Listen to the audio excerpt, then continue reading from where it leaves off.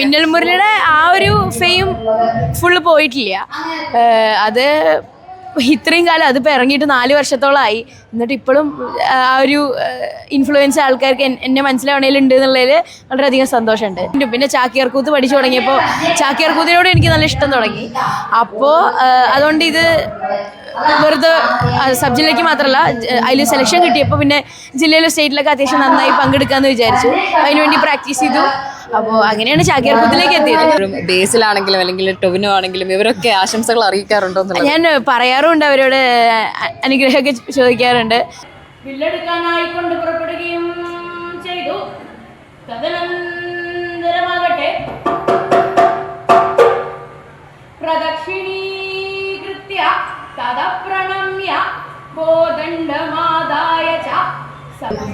വസിഷ്ഠ് ഇപ്പോൾ കലോത്സവ വേദിയിൽ ചാക്യാർകൂത്തിന് മത്സരിക്കാൻ എത്തിയിട്ടാണുള്ളത്. ഇപ്പൊ 2ാം തവണയാണെന്ന് തോന്നുന്നു അല്ലേ? അതിന്റെ ഒരു സന്തോഷം എങ്ങനെയുണ്ട്? നല്ല സന്തോഷമുണ്ട്. എന്താ പറയുക, എനിക്ക് നല്ല ഇഷ്ടമാണ് കലോത്സവത്തിൻ്റെ എൻവയോൺമെൻറ്റ് പറയുന്നത്. ഓരോ സ്റ്റേജ് കഴിയുമ്പോഴും അതിൻ്റെ അവിടെ നിൽക്കാൻ രസം കൂടുതലാണ്. കാര്യം സബ് ജില്ലയിലുള്ളതിനേക്കാൾ അടിപൊളിയാണ് ജില്ലേനേക്കാളും സൂപ്പറാണ് സ്റ്റേറ്റ്. ഇപ്പോൾ സ്റ്റേറ്റ് എന്ന് പറയുന്നത് ഞാൻ വായിച്ചിട്ടുണ്ട്, ഏഷ്യയിലെ ഏറ്റവും വലിയ ആർട്ട് ഫെസ്റ്റിവലാണ് എന്നുള്ളത്. അപ്പോൾ അങ്ങനെ ഒരു ഇതിൽ 2 കൊല്ലം അടുപ്പിച്ച് പങ്കെടുക്കാനുള്ളതിൽ തന്നെ സന്തോഷമുണ്ട്. പിന്നെ അതിപ്പോൾ തൃശ്ശൂർ, ഞാൻ പാലക്കാട് ജില്ലയിൽ ഷൊർണൂർ പറഞ്ഞ സ്ഥലത്താണ്. തൃശ്ശൂർ പറയുമ്പോൾ തൊട്ടടുത്ത് തന്നെയാണ്. അപ്പോൾ തൃശ്ശൂരിലാണ് എന്നുള്ളതിലും നല്ല സന്തോഷമുണ്ട്. എന്തുകൊണ്ടാണ് ഈ ചാക്യാർകൂത്ത് എന്നുള്ള തിരഞ്ഞെടുക്കാൻ കാരണം എന്തായിരുന്നു? ചാക്യാർകൂത്ത് ഞാൻ ശരിക്കും പഠിക്കാൻ തുടങ്ങിയത് സ്കൂളിൽ നിന്ന് വേണ്ടിയിട്ട്, സബ് ജില്ല അഗ്രഗേറ്റിന് വേണ്ടിയിട്ട് ആണ്.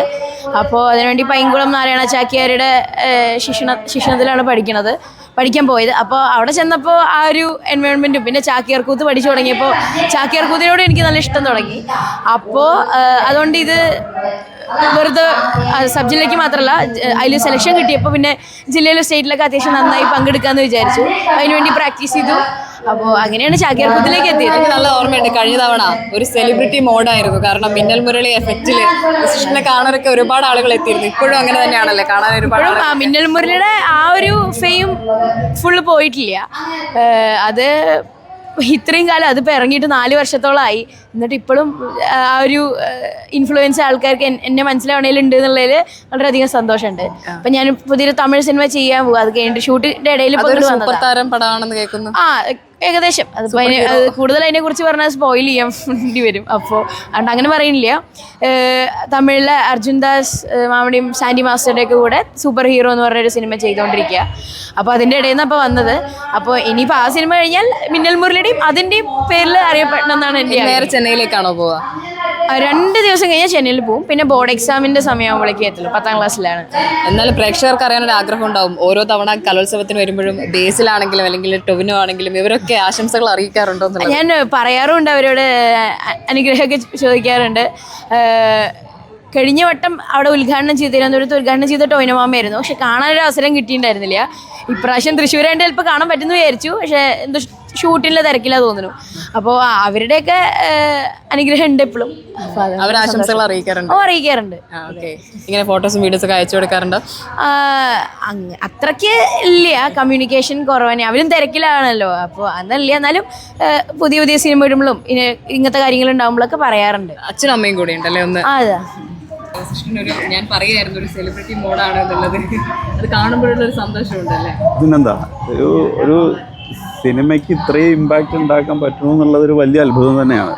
കാരണം പറഞ്ഞ പോലെ സിനിമ ഇറങ്ങിയിട്ട് ഇപ്പോൾ വർഷങ്ങളായെങ്കിൽ പോലും ഇപ്പോൾ ഈ പുതിയ തമിഴ് സിനിമയിലേക്ക് വിളിച്ചതുപോലും അതിൻ്റെ പെർഫോമൻസ് വെച്ചിട്ടാണ്.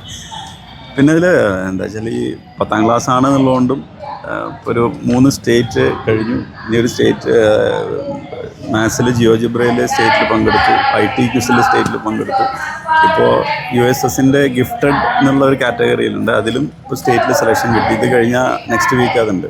അപ്പോൾ ഇതിനിടയിലാണ് ആ സിനിമ ചെയ്യുന്നത്. അപ്പോൾ ഇങ്ങനെയുള്ള തിരക്കിൻ്റെ ഇടയിലും ഇത്തരം സ്ഥലങ്ങളിൽ വരാനും ഇതിനോടൊപ്പം നിൽക്കാനും ഇത്തരത്തിലുള്ള സന്തോഷമുള്ള കാര്യങ്ങൾ കാണാനൊക്കെ ഉള്ളത് ഒരു ഭാഗ്യം തന്നെയാണ്.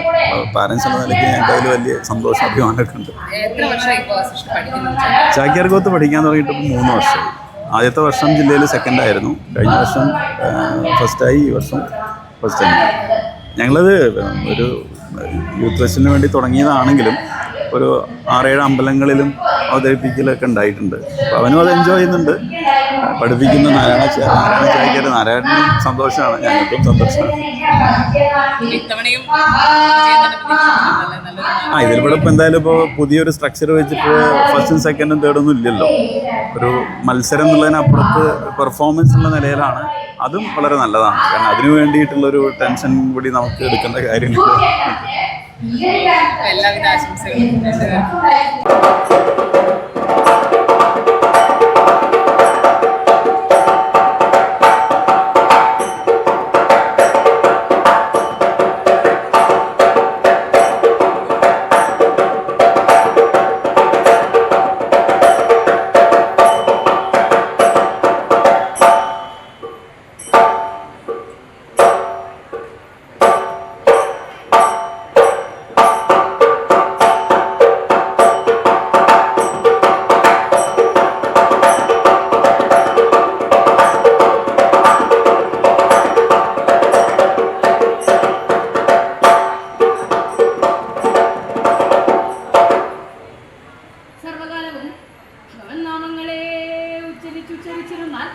ജന്മജന്മാന്തരാർജിതങ്ങളായിരിക്കുന്ന ദുരിതരാശികൾ യഥാവലേ സംഹൃതങ്ങളായി ചമയുമെന്നല്ലോ നിശ്ചയമത്രയാവുന്നത്.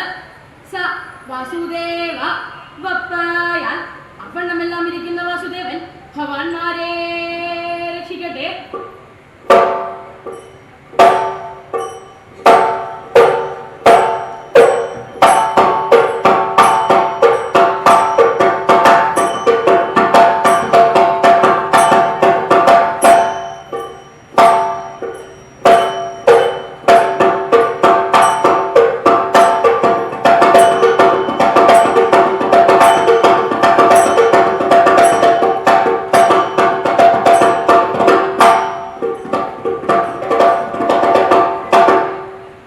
എങ്കിലോ പണ്ട് പാഞ്ചാല മഹാരാജാവ് തന്റെ പുത്രി പാഞ്ചാലിയുടെ സ്വയംവരം വീരപരീക്ഷയായിട്ട് നിശ്ചയിച്ച് രാജാക്കന്മാരെ ക്ഷണിച്ച സമയത്തെങ്കിൽ ഓരോരോ രാജാക്കന്മാരായി വില്ലെടുക്കാനായി കൊണ്ട് പരിശ്രമിച്ച് അപ്രാപ്തന്മാരായി മടങ്ങിയതിനു ശേഷം ചില ബ്രാഹ്മണരുടെ നിർബന്ധപ്രകാരം ബ്രാഹ്മണ വേഷധാരിയായിട്ടുള്ള അർജുനൻ വില്ലെടുക്കാനായി കൊണ്ട് പുറപ്പെടുകയും ചെയ്തു.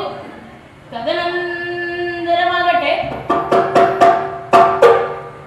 പ്രദക്ഷിണീകൃത്യ തദപ്രണമ്യ കോദണ്ഡമാദായ ച സവ്യസാചീ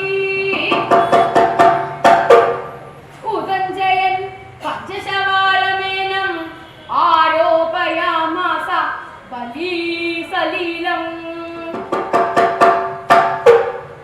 സവ്യസാചി പ്രദക്ഷിണീകൃത്യ സവ്യസാചി പ്രദക്ഷിണത്തെ ചെയ്തു. സവ്യസാചി അർജുനൻ ആദ്യമായിട്ട് ആ